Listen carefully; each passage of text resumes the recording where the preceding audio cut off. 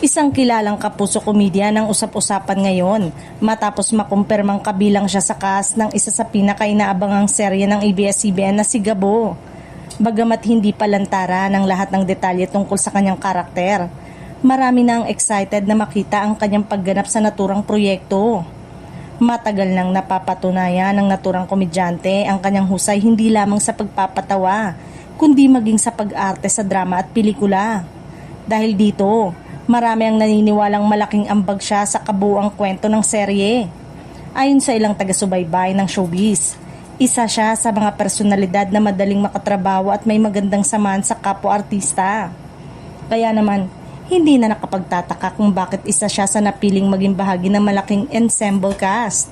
Sa paglipas ng mga taon, napatunayan din ng naturang komedyante na kaya niyang makipagsabayan sa iba't ibang genre.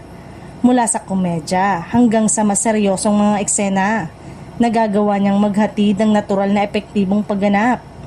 Sa kanyang pagsali sa Sigabo ay isa ring patunay na mas lumalawak na ang oportunidad para sa mga artista mula sa iba't ibang network. Mas nagiging bukas ang industriya sa mga collaboration, nagbibigay ng dekalidad na entertainment sa mga manonood. Sa ngayon, marami ang naghihintay sa opisyal na pagpapakilala sa kanyang karakter, habang patuloy ang mga pasilip tungkol sa serye. Lalong tumitindi ang intriga kung ano ang magiging papel ng sikat na kapuso komedyan sa inaabangang si Gabo.